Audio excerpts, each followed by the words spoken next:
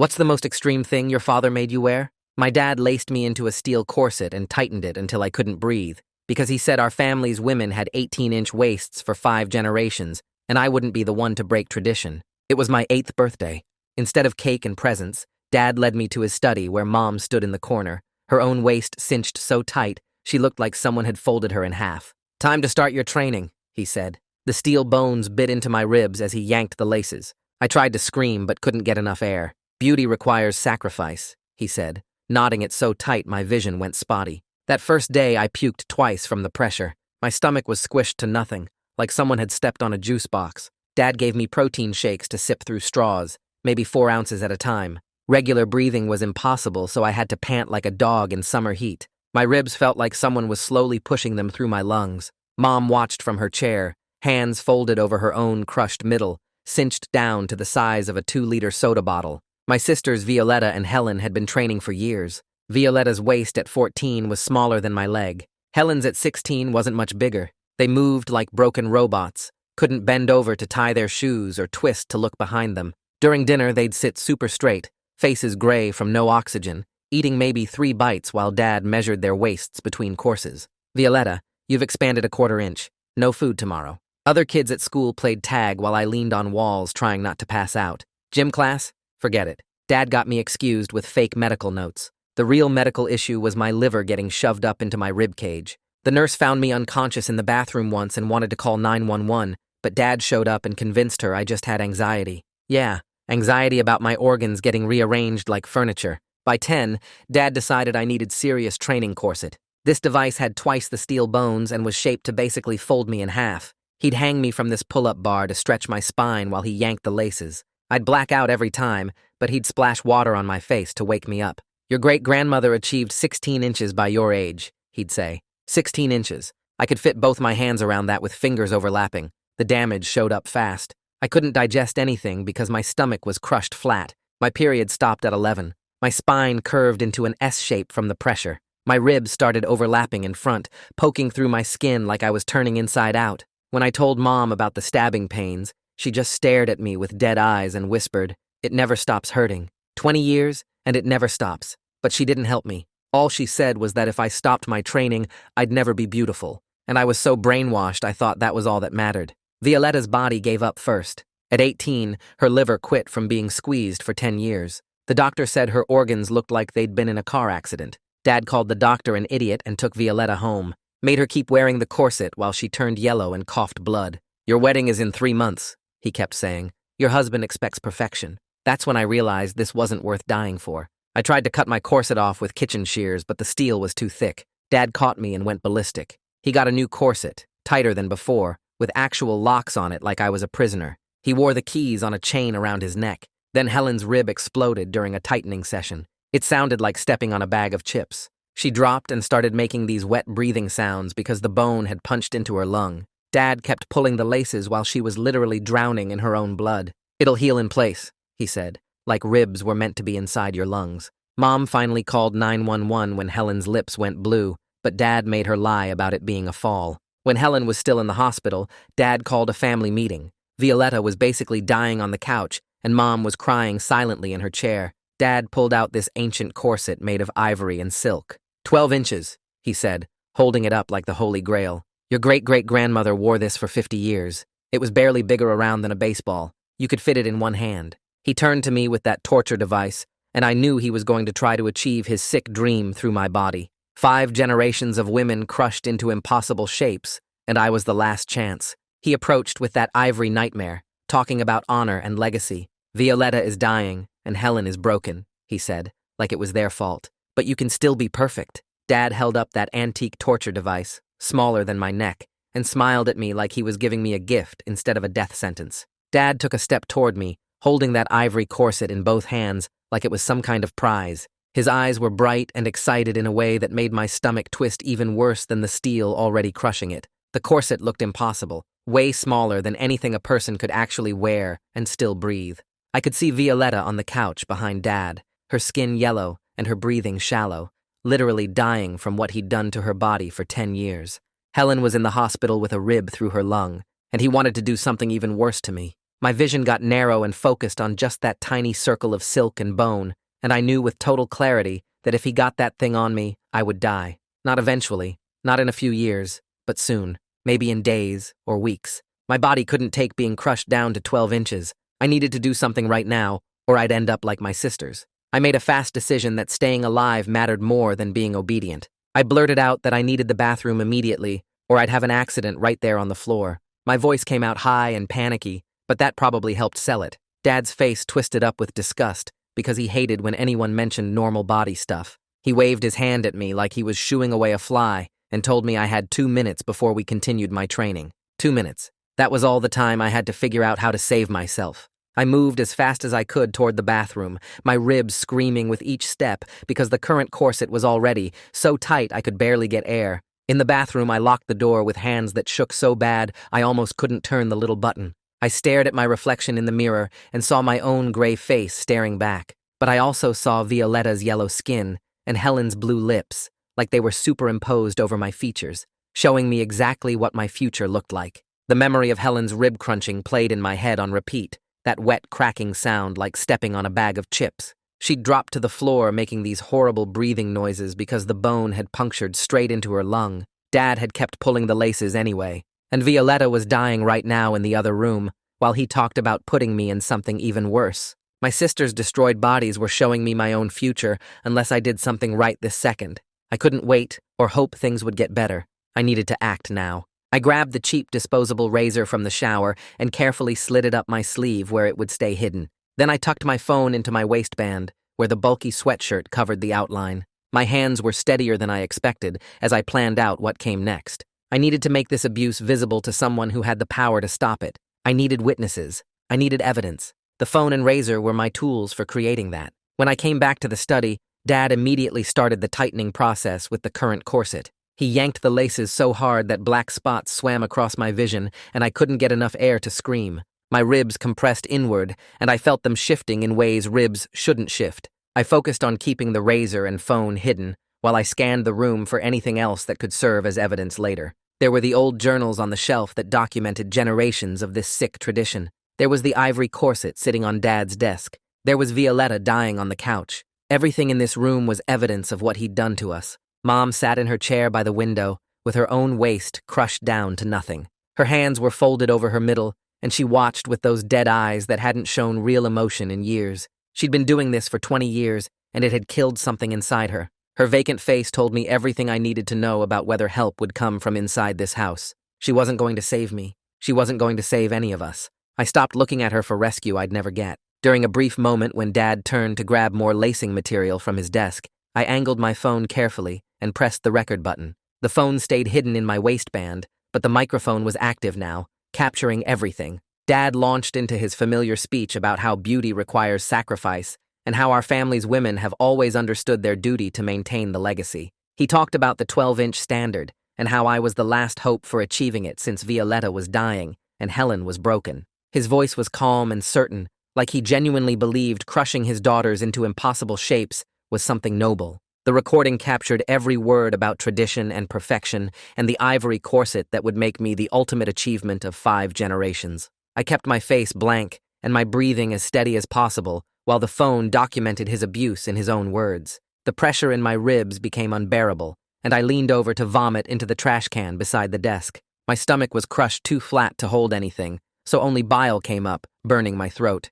Dad actually smiled when he saw me throw up. He said this was progress, that my body was learning to need less space. The casual way he framed my suffering as some kind of achievement made rage burn through the panic. He was proud of making me vomit. He thought destroying my body was a good thing. As Dad continued tightening the laces, I realized something important. If I couldn't stop what was happening right now in this moment, I could at least make sure it got reported at the school tomorrow. Teachers were mandatory reporters. If I collapsed somewhere public where witnesses could see the locked corset I couldn't remove myself, someone would have to call for help. The school nurse had already found me unconscious once. If it happened again with visible proof of what Dad was doing, she'd have to report it. I needed to collapse somewhere with lots of people around who would see and call 911. Somewhere with witnesses who couldn't be talked out of helping like Mom had been. Somewhere Dad couldn't control the situation. My heart dropped into my crushed stomach when Dad announced that I'd be staying home from the school tomorrow, so he could monitor my adjustment to the more extreme training.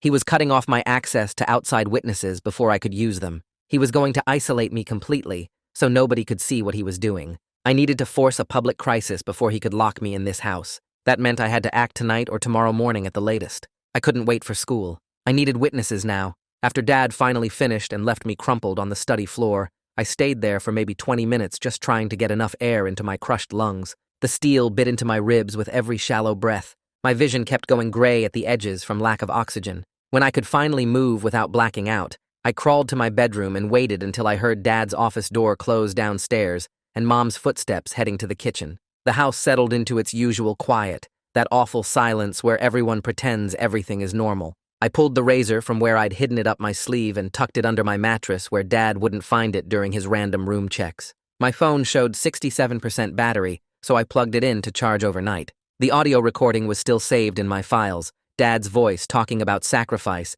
and the 12-inch corset and how I was the last hope for the family legacy. Tomorrow, I needed to make this visible. Tomorrow, I needed witnesses who couldn't be talked out of helping. The grocery store plan formed in my head as I lay there staring at the ceiling. Lots of people, security cameras, public space where Dad couldn't control what happened. If I collapsed there with the locked corset visible, someone would call 911 before Dad could stop them.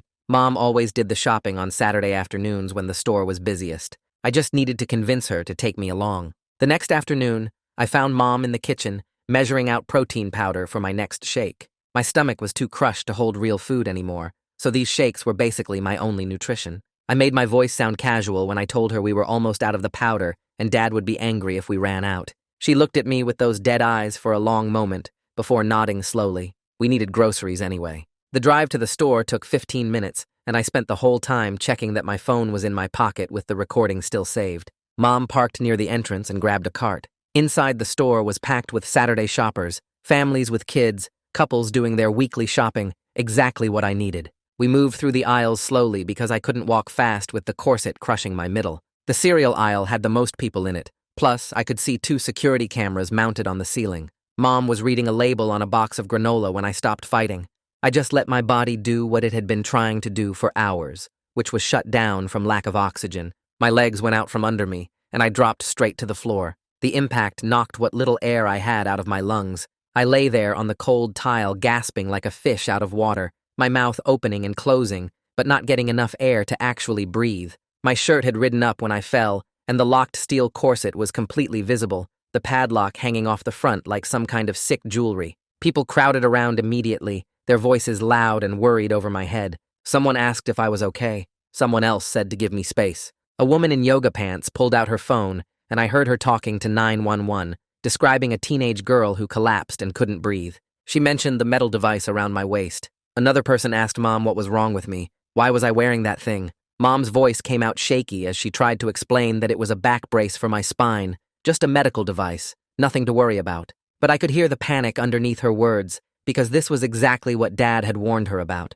people seeing and asking questions. The paramedics arrived within 6 minutes according to the store's security footage that got pulled later. 2 of them, a man and a woman, both moving fast with their equipment bags. The woman knelt beside me and started checking my vital signs, while the man cleared people back to give them room to work. Her hands were gentle when she touched my neck to check my pulse. She asked me my name and if I could tell her what happened. I managed to whisper that I couldn't breathe right, that the corset was too tight. The male paramedic's eyes went to the padlock, and his face changed. He asked Mom directly why her daughter was wearing a locked medical restraint, and who had the key. Mom tried to stick to the back brace story, but her voice was shaking worse now. The female paramedic was looking at where the steel pressed into my skin, at the blue tinge around my lips, at how my chest could barely move when I tried to inhale. She told her partner they needed to transport immediately. Mom started protesting that it wasn't necessary, that I just needed to rest, that we could take me home. The male paramedic cut her off and said clearly that they were making the medical decision to transport based on my restricted breathing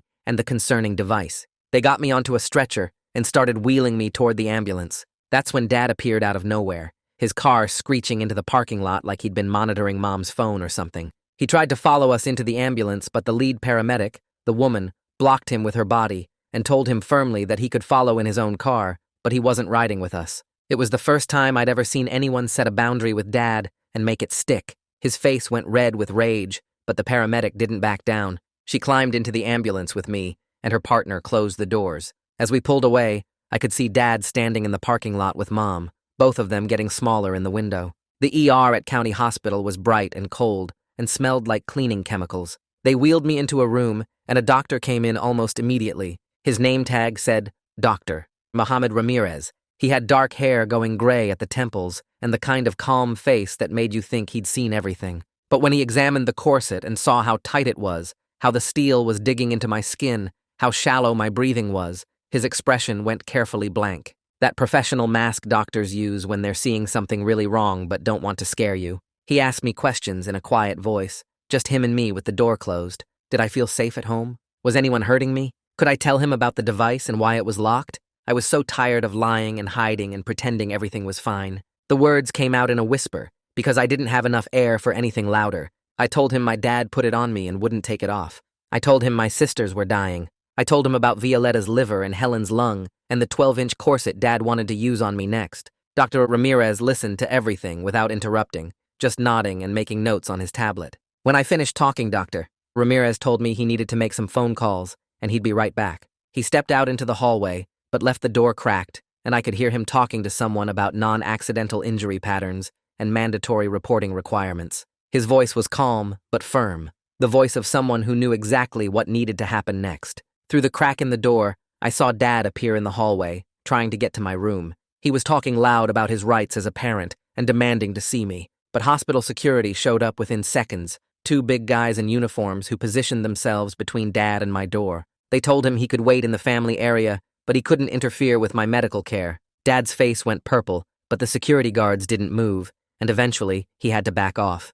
I could hear him still arguing as they walked him away from my room. The knot of fear in my chest loosened just a tiny bit, because for the first time in my life, someone was stopping him. About an hour later, a woman came into my room and introduced herself as Elise Mendez from Child Protective Services. She had short, dark hair and wore business clothes, a blazer and slacks that looked professional, but not scary. She explained that the hospital had made a mandatory report and she needed to talk with me privately about what was happening at home. She asked if it was okay to record our conversation for documentation, and I said yes. Then I remembered my phone and the recording I'd made of Dad.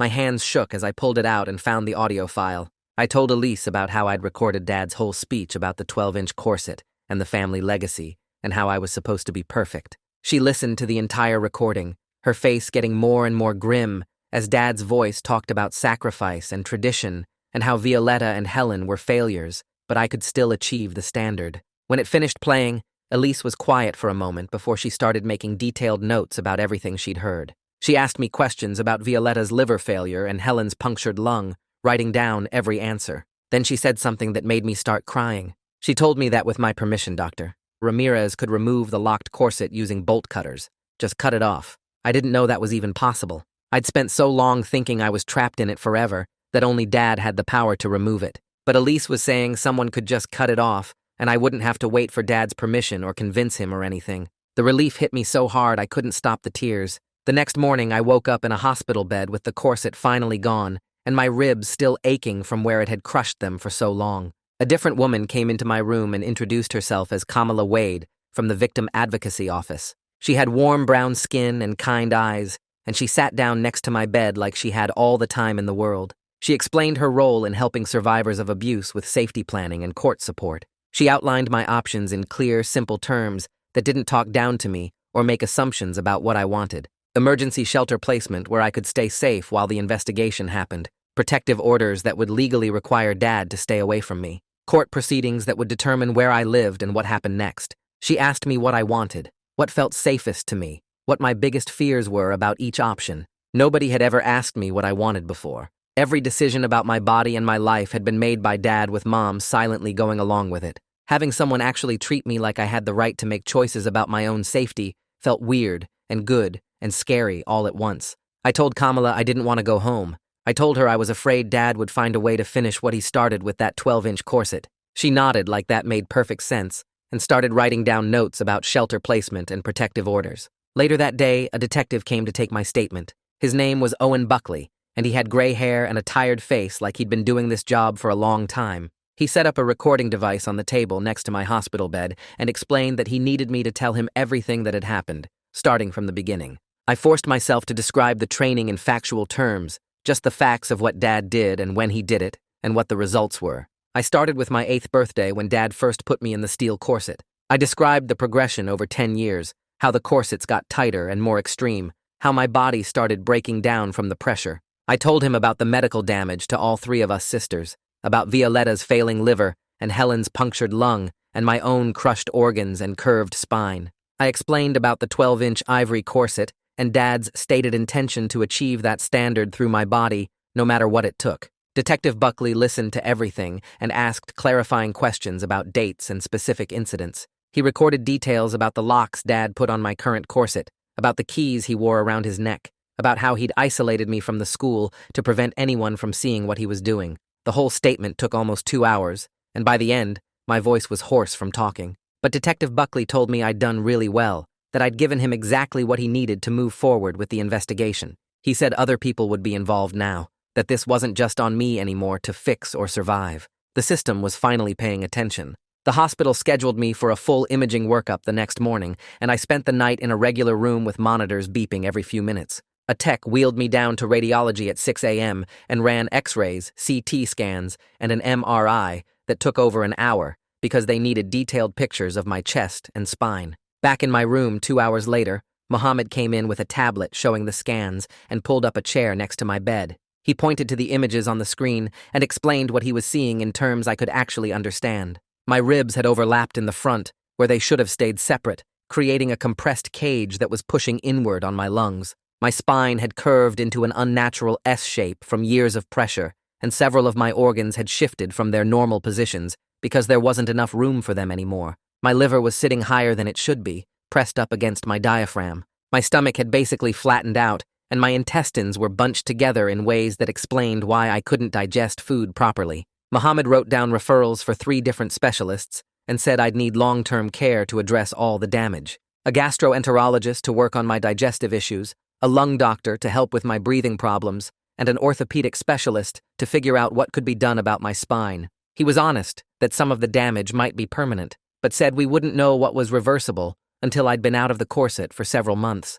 Elise showed up around noon with a stack of folders and sat down in the chair Mohammed had used earlier. She told me that Helen was still in the hospital on a different floor, and CPS had placed something called a protective hold on her as a minor. That meant Dad couldn't check her out or take her home against medical advice, and the hospital had to keep her until the court said otherwise. Dad had already tried to interfere by calling the hospital's main line repeatedly, demanding to speak with Helen's doctors and threatening to sue if they didn't release her immediately. Each phone call was documented as evidence that he couldn't prioritize his kid's safety over his control. I asked Elise what was happening with Violetta, and she set down her pen with a careful expression. Violetta was 18, so legally she was an adult who could refuse help even if she was dying. An advocate would try to reach out and offer medical care and safe housing, but they couldn't force her to accept it. The limitation made me want to scream because I knew Violetta was getting worse every day at home, but Elise reminded me that I could only control my own choices and not my sister's decisions. It felt wrong to be getting help while Violetta stayed trapped, but I also knew I couldn't save her if I went back. Detective Buckley called Elise's phone while we were talking, and she put him on speaker. He'd contacted my school that morning and spoken with the nurse, a woman named Hallie, who'd been checking on me since freshman year. Hallie filed a supplemental report documenting all the times she'd found me collapsed in the bathroom or leaning against walls in the hallway, barely able to breathe. Her records showed my gray skin tone during routine health checks and the difficulty I had taking full breaths when she listened to my lungs. She'd noted concerns about possible eating disorders or anxiety, but now the pattern made sense as ongoing abuse. Her documentation added more evidence that multiple people had seen signs something was seriously wrong. By my 3rd day in the hospital, Elise brought me paperwork for an emergency protective order and temporary removal from the home. She walked me through what would happen at the hearing, explaining that a judge would review all the evidence and decide where I'd live while the investigation continued. She was very clear that the judge would make decisions based on safety, not on keeping families together just because that's what society thinks should happen. If going home wasn't safe, I wouldn't go home, period. The hearing was scheduled for the next week, and Elise would be there along with Kamala and Detective Buckley to present the case. That afternoon, Dad tried to get into my hospital room again, and this time security didn't just turn him away. They issued a formal trespass warning, telling him that any further attempt to access my room would result in his arrest. The security guard who delivered the warning wrote up a detailed incident report, and gave a copy to Detective Buckley, adding another piece of documentation to the growing file about Dad's inability to respect boundaries. I watched through the small window in my door as the guard walked Dad back to the elevators, and Dad's face was red with rage the whole way down the hall. My phone buzzed with a voicemail notification 20 minutes later, and I knew it was Dad before I even checked. I saved the message immediately and then played it on speaker for Elise. Dad's voice came through tight and controlled, the kind of calm that meant he was absolutely furious. He said I was destroying the family legacy that 5 generations of women had built through sacrifice and dedication. He said I'd regret betraying our traditions and turning my back on everything that made our family special. The explicit threat in his tone made my hands shake, but I forwarded the recording to both Detective Buckley and Elise right away. Elise nodded and made notes, saying the voicemail would strengthen the case for a permanent no-contact order.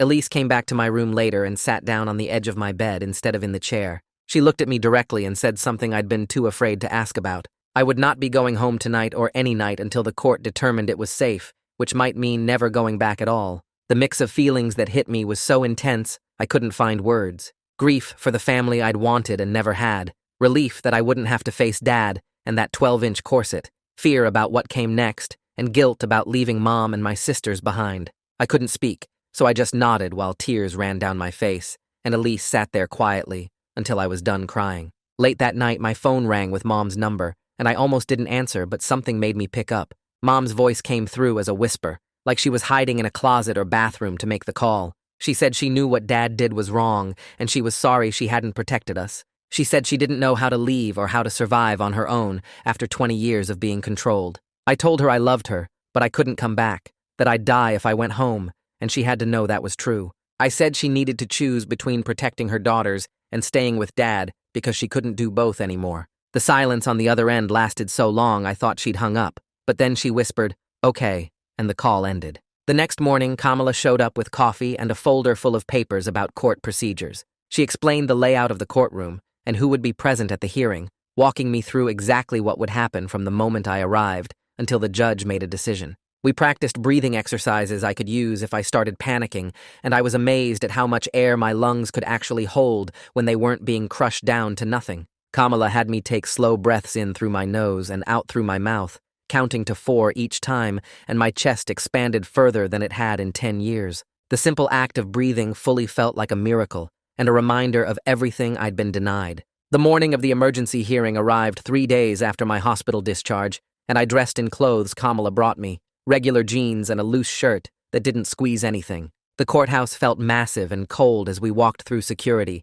metal detectors beeping while guards checked bags and waved people through. Elise met us in the hallway outside the courtroom and ran through what would happen, who would speak, where I'd sit. The judge would review evidence packets that included my audio recording, Dr. Ramirez's medical reports, the hospital photos showing my crushed ribcage, and Detective Buckley's documentation of Dad's repeated boundary violations at the hospital. I nodded along, but my hands were shaking, so Kamala had me do the breathing exercises right there in the hallway, slow counts of 4, while people in suits walked past us. Inside the courtroom, Dad sat at a table with his lawyer, wearing a nice shirt, like this was a job interview, instead of a hearing about whether he'd destroyed his daughters. Mom wasn't there because Elise said she'd been interviewed separately, and her testimony was already part of the record. The judge was a woman maybe 50 years old, with gray hair pulled back tight, and she spent 20 minutes reading through the evidence file, while everyone sat in silence. She played my audio recording on the courtroom speakers, and Dad's voice filled the space talking about sacrifice and the 12-inch corset and how I was the last hope for the family legacy. Hearing it played back in that official setting made it sound even more insane than it had felt living through it. The judge's face stayed neutral, but her jaw got tighter as the recording continued. When it finished, she asked Dad's lawyer if he had any statement, and the lawyer said something about cultural practices and family traditions, words that tried to make torture sound respectable. The judge cut him off mid-sentence and said that regardless of cultural context, the medical evidence showed severe physical harm to multiple minors and ongoing danger. She granted temporary custody to the state for both me and Helen, declared us dependent children under CPS protection, and issued a no-contact order prohibiting Dad from any communication or approach within 500 feet of either of us. The order was effective immediately, and violations would result in arrest. Dad's lawyer started to object, but the judge said her ruling was final and court was adjourned. Dad turned in his chair and stared directly at me across the courtroom, his eyes promising that this wasn't really over,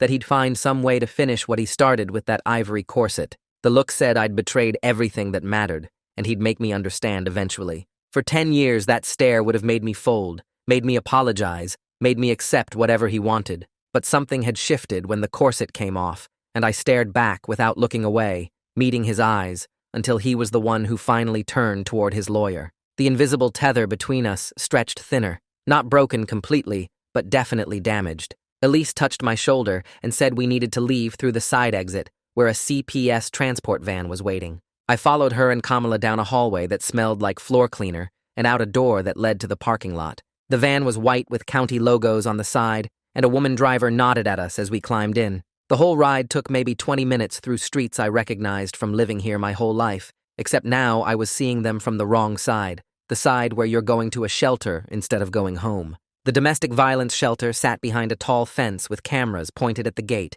security designed to keep dangerous people out. Staff met us at the door and walked me through orientation, explaining rules about curfew and chores and mandatory meetings. They showed me the common areas, including a kitchen where residents could cook, a TV room with worn couches, and a little office where advocates worked. My room was on the second floor, small and plain with white walls and a twin bed pushed against the window. The bed was flat, completely horizontal, something I hadn't been able to use in years because the corset made lying down impossible. I'd been sleeping propped up on pillows in a half-sitting position since I was 8. The staff member showing me around pointed out the closet and bathroom and said dinner was at 6 in the dining room downstairs. She left, and I sat on the edge of the bed, running my hand over the flat mattress. The whole situation felt surreal, like I was watching someone else's life instead of living my own. I had a drawer for clothes, a lamp on the nightstand, a door that locked from the inside. Everything was basic and institutional, but it was mine, and nobody could walk in whenever they wanted to tighten laces or measure my waist. That first night, I lay flat on my back, staring at the ceiling, and my body kept panicking because the crushing pressure wasn't there. 10 years of constant compression had trained my nervous system to expect that feeling, and the absence triggered its own kind of alarm. My ribs felt too loose. My organs felt like they were floating wrong. My spine didn't know what to do without steel bones forcing it into position. I'd start to drift towards sleep and then jerk awake, gasping because my body thought something was wrong. Around midnight, I gave up on sleeping and sat on the floor doing the breathing exercises Kamala taught me, counting to 4 on the inhale and 4 on the exhale, focusing on the full expansion of my lungs. I did that for maybe 2 hours, until my body finally accepted that the lack of pain was real and safe. Exhaustion won around 3 in the morning, and I passed out on top of the covers, still dressed, too tired to panic anymore. The next few days blurred together in a series of medical appointments that Elise coordinated through CPS. A physical therapist examined how my spine had curved and my ribs had overlapped,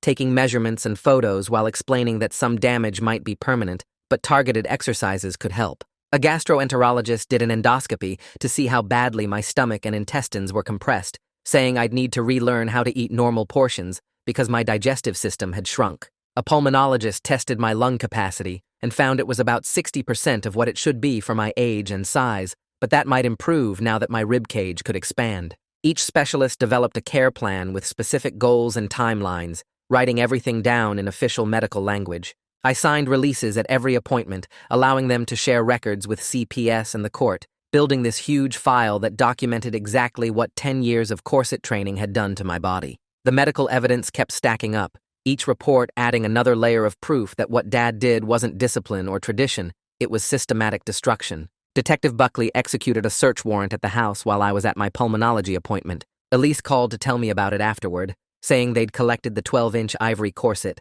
all the locked training devices from my room, and journals dating back generations that documented the family's waist training tradition. The physical evidence got photographed and cataloged at the police station, each piece treated as part of the abuse case. The antique corset that Dad held up like a prize was now sitting in an evidence locker labeled as the weapon it was intended to be. Buckley also found measurement charts Dad kept tracking each daughter's waist circumference over the years, showing the progression from normal childhood measurements to the extreme compression we'd achieved. The documentation was meticulous, almost proud, like Dad thought he was preserving important family records instead of proof of abuse. Elise brought copies of some journal excerpts to show me during our next meeting, and reading them made me understand how deep this pattern went. Great-great-grandmother wrote about enduring the pain as proof of her dedication to beauty and family standards. Great-grandmother described her own daughter's training with pride, noting how quickly she adapted to smaller measurements. Grandmother documented mom's training and wedding preparation,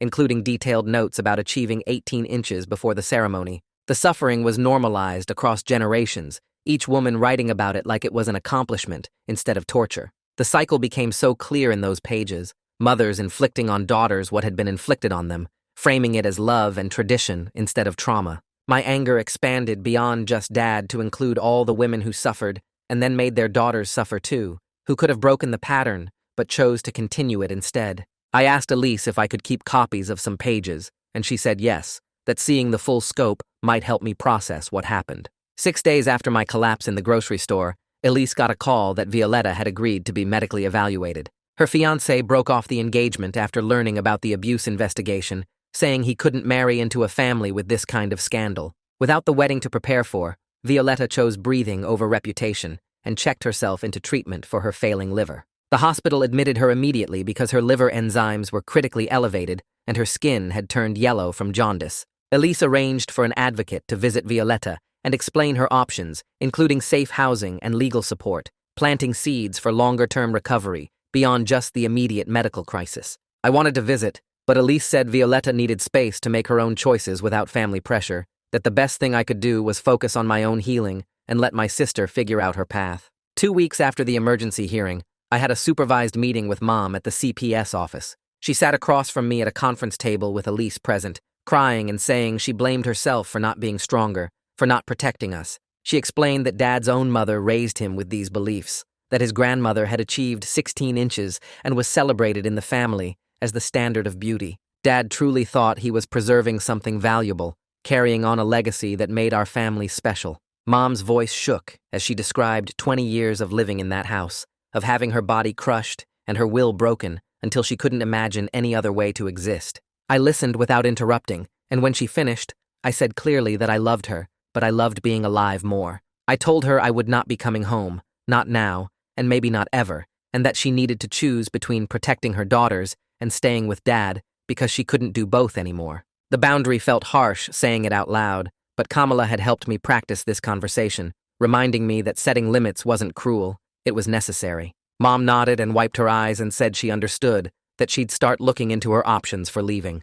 3 weeks after my rescue, the school administration reached out through Kamala to discuss accommodations for my eventual return. They wanted to arrange extended deadlines, excused absences for medical appointments, and permission to leave class if I felt overwhelmed. But Kamala warned me that gossip had already spread among students and staff, that people were talking about what happened and speculating about details they didn't actually know. The exposure exhaustion hit me hard as I realized my private trauma was now public knowledge, that I'd be walking into school with everyone knowing some version of my story. I told Kamala I didn't think I could handle that, and she reminded me that visibility also meant safety, that Dad couldn't hurt me in secret anymore because too many people were watching. The publicity that felt awful was also protection, witnesses who would notice if anything seemed wrong. I agreed to start back part-time after another 2 weeks, giving myself space to adjust before facing the public scrutiny that came with being the girl whose dad tried to crush her to death. A few days later, Detective Buckley sat down with Mom in a different room at the CPS office, just the two of them with a recording device on the table between them. Elise told me about it afterwards because I wasn't allowed to be there, said Mom. Talked for almost 2 hours about Dad's family and how he grew up. Turns out Dad's own mother wore corsets her whole life and got down to 16 inches, and his grandmother before her achieved even smaller measurements that the family kept records of like some kind of sick achievement chart. Mom explained that Dad truly believed he was protecting an important tradition, that he saw the waist training as cultural heritage passed down through generations of women in his family line. The way Detective Buckley wrote it up in his report, Dad's motivation came from multi-generational trauma, where each generation taught the next that beauty meant suffering and family pride meant continuing the practice no matter what. It didn't make what he did any less harmful or wrong, but it showed his beliefs weren't just random sadism. They were rooted in this twisted family legacy that had been crushing women for over a century. Detective Buckley documented everything Mom said about Dad's childhood, how his mother praised him for understanding beauty standards,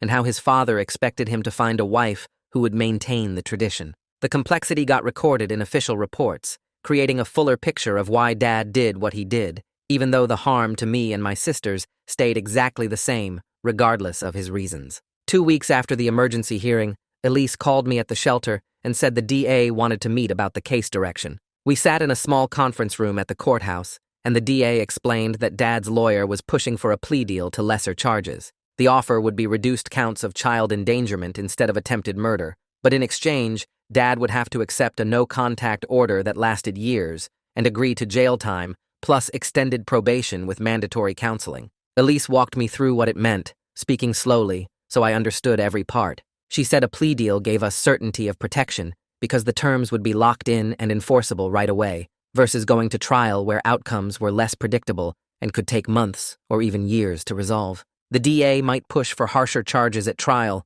but there was also risk that a jury might not fully understand the severity or that legal technicalities could result in lighter consequences.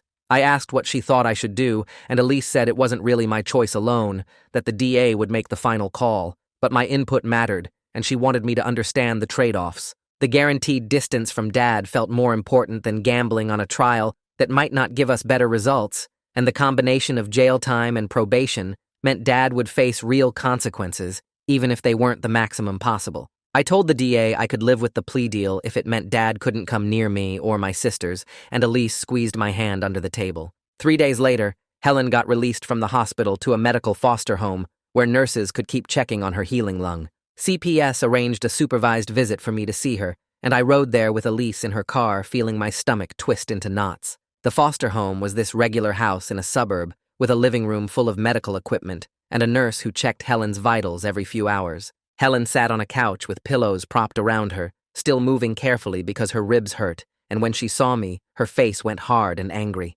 She started yelling before I even sat down, saying I destroyed everything and broke the family apart and ruined her life by calling for help. Her words came fast and mean, accusing me of being selfish and not understanding that Dad was just trying to help us be beautiful, like the women in our family always were. I didn't defend myself or argue back, just sat in the chair across from her and let her rage pour out while the foster mom and Elise watched from the doorway. Helen said I should have kept quiet and dealt with it like Violetta and Mom did, that now everyone at the school knew our private family business and she could never show her face again. I held space for her feelings without taking on blame for Dad's choices, letting her be angry and hurt without trying to fix it or make her understand right away. After maybe 20 minutes, she ran out of steam and just sat there breathing hard, tears running down her face, and I said quietly that I was sorry she was hurting, but I wasn't sorry for surviving. Before I left the visit, I pulled out a card Kamala had given me with the advocate's contact information printed on it. I set it on the coffee table between us and told Helen I would be here whenever she was ready to talk, that I wasn't going anywhere, and the door was always open when she wanted to reach out. I didn't demand that she forgive me or understand right away, just planted those seeds of connection and left them there for her to pick up if and when she was ready. The foster mom walked me to the door and said Helen was doing okay physically, but struggling emotionally, which made sense given everything she'd been through. On the drive back to the shelter, Kamala called my phone, and Elise put her on speaker. Kamala had heard about the visit from the CPS notes, and she told me that leaving the door open while still maintaining my boundaries showed real growth in understanding healthy relationships. She said a lot of abuse survivors either cut people off completely or let them back in without limits, but I was finding this middle path of staying available without compromising my own safety. The feedback made me feel like maybe I was learning how to do this right, how to protect myself while not giving up on my sister completely. That evening at the shelter, there was a support group meeting in the common room,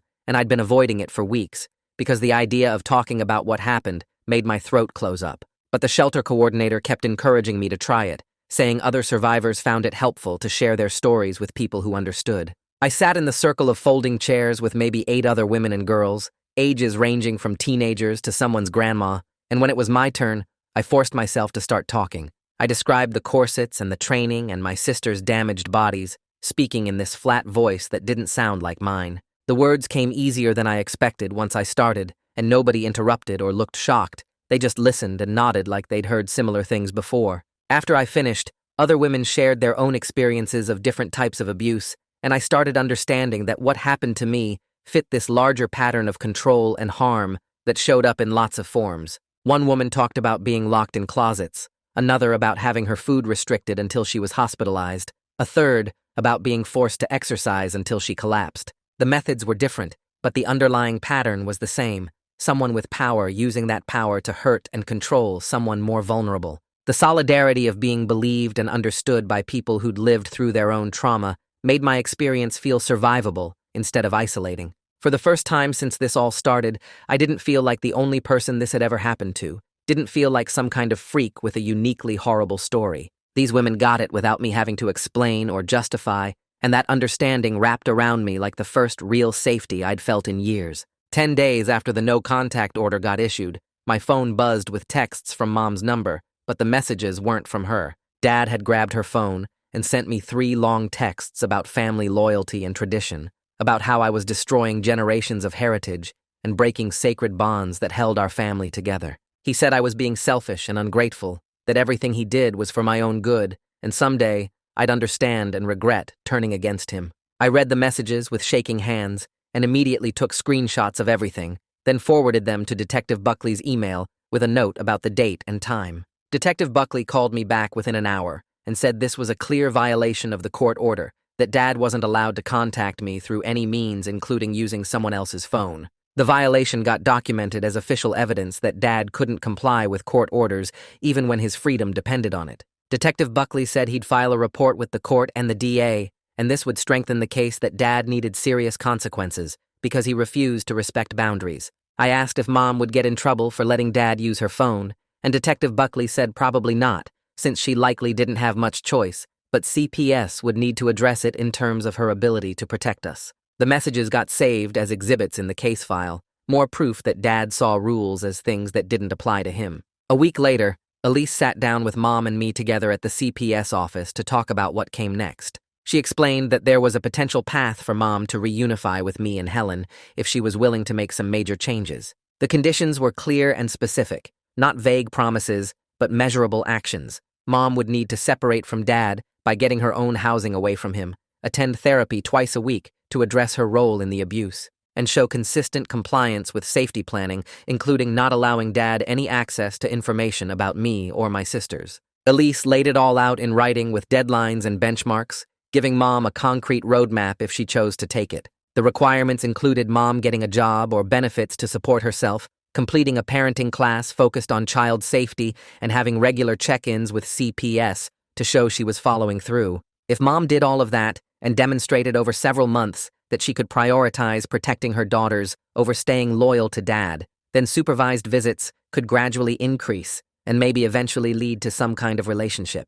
Elise was careful to say this wasn't guaranteed and would depend on Mom's actual choices and behaviors, not just her words or promises. Mom sat there crying and nodding, saying she wanted to try, that she was ready to leave Dad and start over. I didn't fully believe her yet, because words were easy and actions were hard, but I appreciated that CPS was at least giving her a chance to prove herself, instead of just writing her off completely. The next afternoon, Kamala met with Mom at a different office to help her apply for domestic violence housing assistance and benefits. I wasn't there, but Kamala told me about it later, said she walked Mom through pages of paperwork and connected her with resources specifically for women leaving abusive relationships. There were programs that could help with rent deposits, furniture, job training, all the practical stuff that made leaving feel possible instead of impossible. Mom's resistance started softening as she realized that leaving didn't mean being alone or ending up homeless and broke, that there were actual systems designed to support this exact transition. Kamala gave Mom a folder full of information about support groups,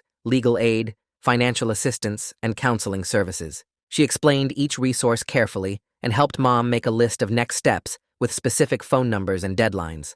By the end of the meeting, Mom had applications filled out for 3 different housing programs and appointments scheduled with a therapist and a benefits coordinator. Kamala said Mom seemed overwhelmed, but also kind of hopeful, like maybe she was starting to see a path forward that didn't involve staying trapped with Dad forever. I wanted to believe Mom would follow through, but I also knew that wanting to change and actually changing were 2 different things, so I kept my expectations low and my boundaries firm. A few days after that, I spent a whole afternoon at the police station with Detective Buckley, going through my memories to create a detailed timeline of everything that happened. We sat in a conference room with a big whiteboard, and Detective Buckley wrote dates and events while I talked through 10 years of abuse in chronological order, starting with my 8th birthday and the first corset, then tracking the progression through different devices and tightening sessions, documenting every hospital visit and school incident and family event that showed the escalation. Detective Buckley asked specific questions about dates and locations and who was present, building a clear story that showed how the abuse got worse over time from initial training to life-threatening danger. The process of organizing everything into a timeline gave me this weird sense of control, like I was helping build the case instead of just being a victim. Seeing it all laid out on the whiteboard made the pattern obvious, how Dad kept pushing further and further until my sister's body started breaking down and he still didn't stop. Detective Buckley took photos of the timeline and typed everything into a formal report that would be part of the permanent case file. He said having this level of detail would make it much harder for Dad to claim anything was accidental or that he didn't understand the harm he was causing. By the time we finished, my throat was sore from talking and my head hurt from remembering, but the timeline existed now as proof of exactly what happened and when. That same week, the hospital's risk management team held a meeting to review my case and figure out what went wrong with their reporting systems. Elise got a copy of their findings and shared the main points with me. The team identified multiple times when signs of abuse were noted by different staff, but never properly followed up or reported to authorities. The school nurse's documentation of my collapses, the ER visit when I was 13 for dehydration, the orthopedist who saw my curved spine and suspected something was off, all these moments where someone noticed, but the information never got connected into a complete picture. The hospital updated their protocols for recognizing and reporting abuse, creating new requirements for mandatory reporting training and better systems for tracking concerning patterns across multiple visits. They also changed policies about parental interference with medical care, making it harder for parents to prevent doctors from examining kids or talking to them privately. I knew it wasn't my responsibility to fix the medical system, and these changes couldn't undo what happened to me, but knowing that future kids might get identified and helped earlier because of my case provided some bitter validation. Maybe the next girl who showed up with crushed ribs and breathing problems would get rescued before her body was permanently damaged. Maybe some doctor would recognize the pattern faster because they'd been trained on cases like mine. It didn't make my suffering worth it exactly, but at least something useful came out of all this pain, besides just my own survival. The DA's office sent paperwork about the possibility of trial if the plea deal fell through, so I needed to prepare a victim impact statement just in case. Kamala brought over a laptop and a template that outlined what judges want to hear, focusing on facts instead of feelings. I sat at the small desk in my shelter room and typed out everything in plain terms, listing the dates I started training, the medical complications that showed up over the years, the specific injuries to me and my sisters. Writing it all down in numbered points made the pattern obvious in a way that felt powerful, like I was building evidence instead of just crying about what happened. When I finished the draft, Kamala had me practice reading it out loud, but my voice kept shaking and my hands went numb halfway through. She taught me this technique where I'd pause and name 5 things I could see in the room, 4 things I could touch, 3 things I could hear, 2 things I could smell, 1 thing I could taste. The grounding exercise pulled me back from the edge of panic and let me finish reading without completely falling apart. We practiced it over and over until I could get through the whole statement without my vision going spotty or my breathing getting too shallow. Kamala said the goal wasn't to read it without feeling anything, just to stay present enough to get the words out if I needed to testify. Around week 3, the night terrors started hitting me hard, waking up gasping because I'd been dreaming about Dad pulling the laces tighter and tighter while I couldn't move or scream. The worst ones were when I'd dream about the 12-inch ivory corset, feeling it close around me like a trap I couldn't escape, and I'd wake up clawing at my ribs even though the steel was gone. My roommate at the shelter complained to staff about my screaming, so Kamala came over early one morning to teach me more grounding techniques I could use in the middle of the night. She had me practice the 5 senses exercise in bed with my eyes closed, walking through each sense slowly until my heartbeat calmed down. I started keeping a small bag of strong mints on my nightstand because the sharp taste was the fastest way to snap me back to the present when the flashbacks hit. Every night before sleep, I'd run through the grounding steps as practice, training my brain to automatically reach for those tools instead of spiraling into panic. The terrors didn't stop completely, but I learned to manage them faster, cutting the recovery time from an hour down to maybe 15 minutes of focused breathing and sensory awareness. Detective Buckley called to say that Violetta had agreed to sign medical releases and let them photograph her for evidence documentation, which was huge because she'd been refusing all cooperation up until now. Apparently her fiancé had broken off the engagement after learning about the investigation, and without the wedding to prepare for, she decided breathing mattered more than reputation. I got her number from Elise and called her that evening, my hands shaking as I waited for her to pick up. Her voice sounded weak and raspy when she answered, and we both just breathed into the phone for a few seconds before either of us could speak. She told me she was sorry for not protecting me, that she should have done something years ago when she saw what Dad was doing. I told her we were all just trying to survive, that I didn't blame her for being trapped the same way I was. We didn't talk long because she got tired easily, but before hanging up, she said she was glad I got out, and that maybe now she could start healing too. The conversation felt like this small crack opening in the wall between us. Not forgiveness exactly, but acknowledgement that we'd both been drowning, and neither of us could save the other until we saved ourselves first. A few days later, Elise showed up at the shelter with news that Mom had taken a major step by turning over her house keys and several boxes of old family photos to CPS. The photos documented generations of women in corsets, visual proof of the family tradition Dad had been so obsessed with preserving. Mom had physically separated from Dad by moving into her sister's place, which Elise said was significant because it showed active participation in the investigation rather than just passive acceptance. Elise explained that Mom choosing to hand over evidence and break from Dad meant she was prioritizing her daughters over her marriage, finally making a choice after 20 years of staying silent.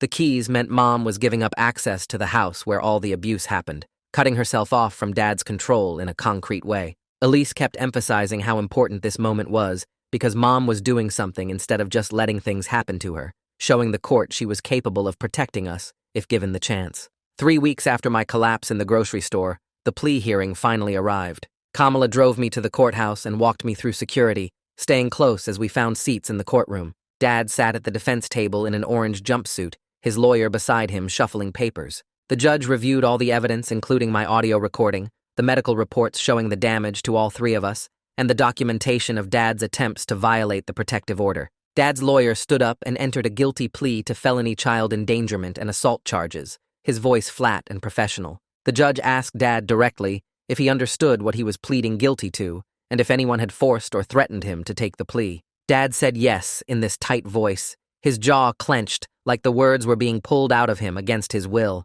The sentencing came next, 18 months in county jail followed by 5 years of probation with mandatory counseling. The judge also issued a permanent no-contact order that would prevent Dad from any communication with me, Helen, or Violetta without explicit court approval. Dad stared straight ahead during the whole thing, not looking at anyone, his hands folded on the table in front of him. When the judge dismissed the court, Dad finally turned and looked directly at me, and I forced myself to hold his gaze without flinching or looking away. After we left the courtroom, I sat in Kamala's car, feeling this weird mix of relief and frustration churning in my stomach. Elise met us in the parking lot and explained that while 18 months wasn't the maximum sentence the DA could have pushed for, it guaranteed enforceable distance and created a criminal record that would follow Dad forever. I told Elise it felt wrong that decades of suffering only resulted in a 1.5 years behind bars, that the math didn't add up. She reminded me that imperfect justice is still justice, that the no-contact order and probation terms meant real protection, even if the jail time felt too short. The outcome gave me legal safety, even if it didn't give me the satisfaction of seeing Dad punished proportionally to the harm he caused.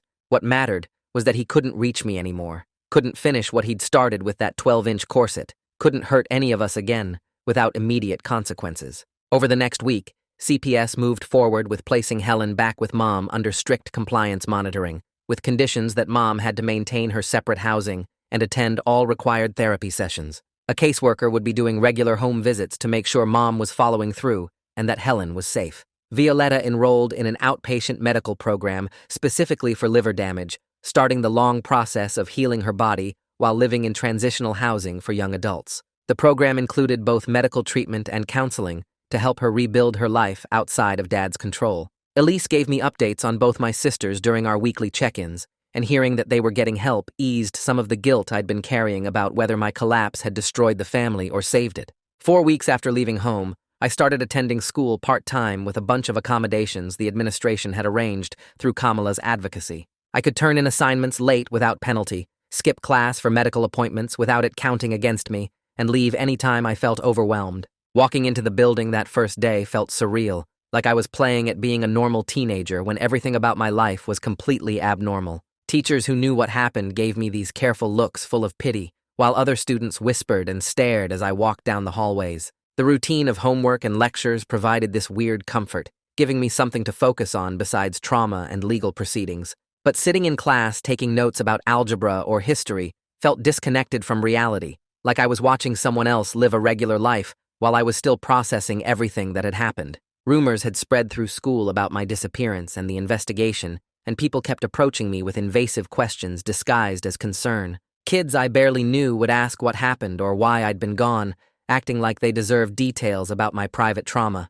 I worked with Kamala to develop a simple script I could use to shut down the questions without being rude. I'd tell people it was a private family matter being handled through appropriate channels, then redirect the conversation to something else like homework or weekend plans. Teachers were sometimes worse than students, pulling me aside after class to ask if I was okay or if I needed to talk, their concern feeling more like curiosity than actual support. I practiced setting firm boundaries with everyone, learning to say no to questions I didn't want to answer and walking away from conversations that made me uncomfortable. The boundary setting was exhausting but necessary, protecting my energy for actual healing instead of performing my trauma for people who just wanted the story. Physical therapy sessions twice a week were painful in a different way, stretching and strengthening exercises that targeted the damage from years of compression. The therapist measured my ribcage expansion and spinal flexibility at each session, tracking small improvements that added up over time. My ribs were slowly starting to reshape as the pressure was removed, creating more space for my lungs and organs. My spine was responding to targeted exercises that worked to correct the unnatural curve that had developed. Some days the progress felt impossible to see, just pain and effort without visible results. But the therapist kept showing me the measurements proving that my body was healing, that the changes were real, even when I couldn't feel them yet. Then one day, about 6 weeks into treatment, I took a full deep breath during an exercise and realized there was no restriction, no crushing pressure stopping my lungs from filling completely. I started crying right there in the PT's office because I'd forgotten what it felt like to breathe without fighting for every bit of air. The therapist let me sit there and just breathe for a few minutes, taking these huge gulps of oxygen that my body had been denied for 10 years. That one full breath felt like proof that my body could recover, that I wasn't permanently broken, that freedom from the corset meant freedom to heal. 6 weeks after the plea hearing, Mom signed the paperwork for a domestic violence housing unit across town, and CPS scheduled the first supervised visit at their office. I sat in a conference room with Helen while a caseworker positioned herself near the door with a clipboard, and Mom arrived 10 minutes late looking thinner than I remembered. She sat across the table from us and folded her hands in that familiar way, except her waist wasn't crushed anymore, and she could actually breathe while sitting. The visit lasted 45 minutes of careful conversation where we talked about school and the weather and Helen's physical therapy appointments, avoiding any mention of Dad or the trial or what happened in that study. The caseworker interrupted twice to redirect when Mom started asking questions about whether we missed home, reminding her that certain topics were off limits per the reunification plan. Mom nodded and switched to asking about my medical appointments instead, and I gave short answers about the gastroenterologist and the orthopedist without sharing details that felt too personal. Helen barely spoke during that first visit, just sat there picking at her fingernails and giving one-word responses when Mom asked direct questions. When the 45 minutes ended, the caseworker stood up and explained that the next visit would be scheduled in 2 weeks if Mom maintained compliance with all the requirements, including her own therapy sessions and housing stability. Mom hugged us both carefully at the door, and I felt how different her body was without the corset, how she could actually bend forward a little bit, how her ribs weren't pressing into me like steel bars. The third supervised visit happened on a Tuesday afternoon, and Helen showed up looking like she'd been crying. She sat down next to me instead of across the table and said her therapist helped her understand some things she needed to say.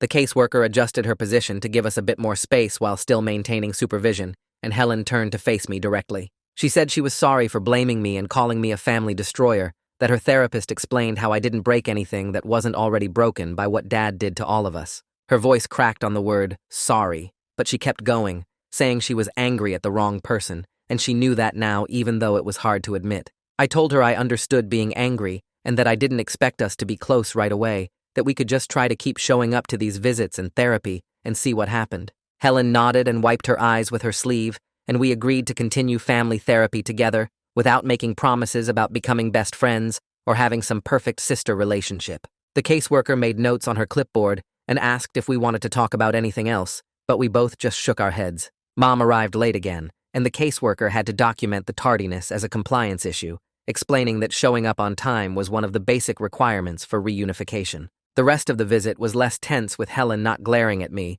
and we even talked a little bit about a show we both watched. Violetta called me on a Thursday night while I was doing homework at the shelter. She said her liver function tests came back better than the doctors expected, and they were talking about her maybe not needing a transplant if she continued improving. Her voice sounded stronger than the last time we talked, less like she was drowning in her own body. She told me she canceled the wedding completely, not rescheduled it, just ended the whole thing because she realized she didn't even know who she was without trying to achieve some waist measurement. Her ex-fiancé had already moved on anyway, which she said was fine because she needed to figure out what she actually wanted instead of just following the script Dad wrote for her life. I asked how she was doing with the not wearing a corset thing, and she laughed, this surprised sound like she forgot she could laugh freely. She said learning to just breathe and take up space without apologizing was harder than she expected, that she kept catching herself trying to make herself smaller in rooms or when walking past people. But her therapist was helping her practice just existing at her normal size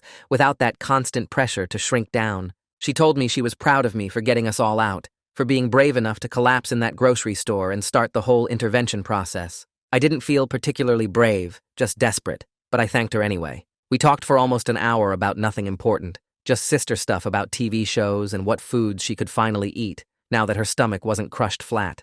Before hanging up, she said this was the first time in her life she was just breathing, without it being a fight, and that freedom was worth more than any wedding dress or family legacy. 8 weeks after my collapse, Detective Buckley called and asked if I could come to the police station to pick up copies of my statement and the evidence photos. Kamala drove me there on a Saturday morning, and we met him in a small office where he had everything organized in a large envelope. He explained that the criminal case was complete now with Dad's guilty plea and the original evidence would stay in police custody, but I could have copies for my own records if I wanted them.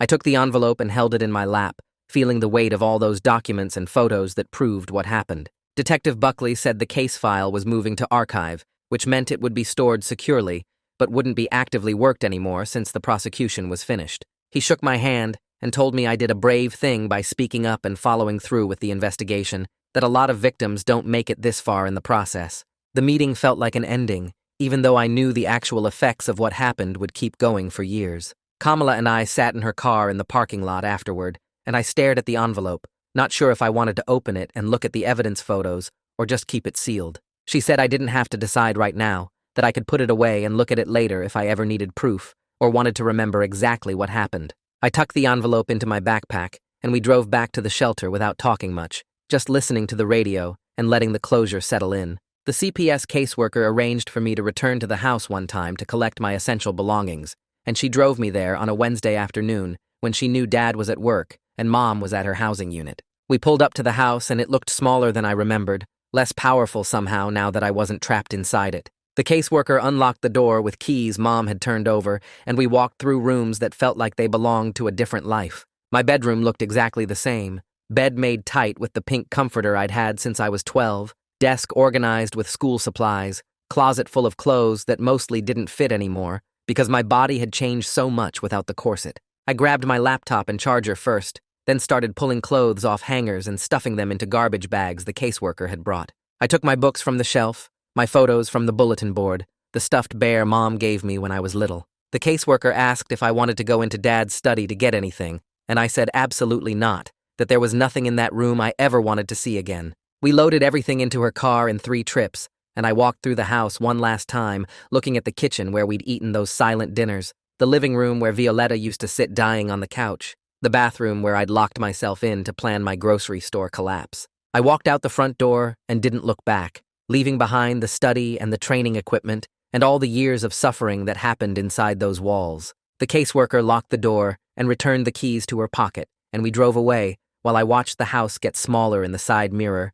until we turned the corner and it disappeared. The court scheduled a hearing to finalize the long-term restraining orders, and I didn't have to attend because the DA handled everything without needing my testimony. Kamala called me afterward to explain that the judge approved protective orders extending for 10 years, renewable if needed when they expired. Dad couldn't contact me or Helen or Violetta, couldn't come within 500 feet of any of us, couldn't try to reach us through third parties or social media or any other method. The orders were enforceable across state lines if any of us moved, and violations would result in immediate arrest and additional criminal charges. Dad had started his mandated treatment program while serving his jail sentence, meeting with a psychologist twice a week to address whatever beliefs made him think crushing his daughter's bodies was acceptable. The legal protections felt solid and real, not just words on paper but actual boundaries with consequences attached. Kamala explained that when Dad eventually got released from jail, he'd still have 5 years of probation with strict conditions,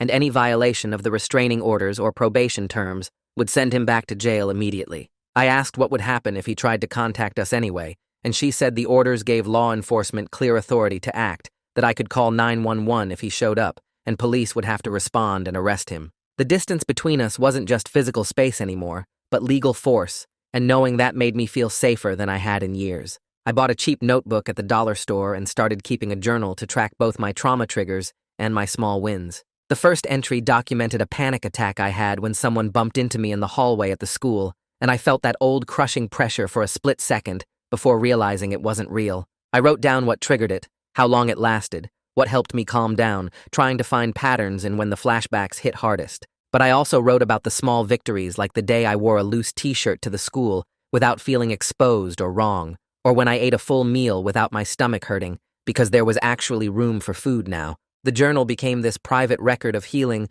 that belonged only to me, not to CPS or doctors or lawyers, but just my own documentation of getting better. I wrote about physical therapy progress, about visits with Mom and Helen, about conversations with Violetta, about days when I felt normal and days when the trauma was so heavy I could barely function. Some entries were just lists of things that happened, and other entries were longer processing of feelings I didn't know how to talk about out loud. I kept the journal hidden in my shelter room under my mattress because it contained thoughts too raw to share with anyone, words about hating Dad and missing him at the same time, about loving Mom and being angry at her for not protecting us, about grief for the childhood I never got to have. Writing it all down made the experiences feel more real and manageable, like I was taking control of my own story instead of just living through events that happened to me. Family therapy sessions with Mom happened every other week in a small office with a therapist who specialized in abuse cases. During the 5th session, Mom finally said out loud that she was complicit in what happened and that fear kept her silent for 20 years. She talked about being terrified of Dad, of having no money or job skills, of believing she deserved the suffering because that's what she'd been taught since her own training started at 16. The therapist asked what she wished she'd done differently, and Mom started crying, saying she wished she'd been brave enough to leave the first time Dad laced a corset on Violetta. I sat there listening and feeling this complicated mix of anger and sadness, understanding her fear, but also knowing that understanding didn't erase the damage. When the therapist asked me to respond, I said clearly that I loved Mom, but I needed her to know that any relationship we had going forward depended on her consistent choices to prioritize safety over loyalty to Dad. We established concrete boundaries about what would happen if Mom wavered, if she tried to excuse Dad's behavior, or suggest reconciliation, or minimize what happened. The therapist wrote everything down and created a formal agreement that Mom had to maintain her separation from Dad, continue her own therapy, show up on time to supervised visits, and never ask us to forgive him or maintain contact with him. Mom signed the agreement and promised she would follow through, that she was choosing us this time, even though it meant losing the life she'd known for decades. I didn't promise to trust her immediately, or to move back in with her, just said I'd keep showing up to therapy and visits, and we'd see where it went, based on her actions, not her words. 3 months after the grocery store collapse, Detective Buckley contacted me about the ivory corset and asked what I wanted done with it, now that the criminal case was finished. He explained that technically, it could be returned to the family as property, but given its significance as evidence of the abuse, he wanted to know my preference. I thought about that 12-inch torture device sitting in an evidence locker, about how it represented 5 generations of women being crushed into impossible shapes. The idea of it going back to the family as some kind of heirloom made me feel sick, like it would just be waiting to destroy another generation of daughters. I told Detective Buckley I wanted to authorize it to be kept permanently as evidence for law enforcement training and advocacy purposes, to be used in teaching other officers and social workers how to recognize this kind of abuse. He said that was possible, and he'd arrange for it to be transferred to a training program where it could help protect other kids. Reframing the object from symbol of family tradition to educational tool felt like taking power away from what it originally meant, turning Dad's weapon into something that would prevent future suffering instead of causing it. I signed the authorization paperwork and felt lighter somehow, knowing that corset would never touch another person's body, but would instead serve as proof that this kind of abuse happens and needs to be stopped. Detective Buckley thanked me and said my decision would help a lot of people, that sometimes the best thing survivors can do is make sure their evidence helps others avoid the same harm. That night in my shelter room, I practiced the slow breathing exercises that had become my evening routine before bed.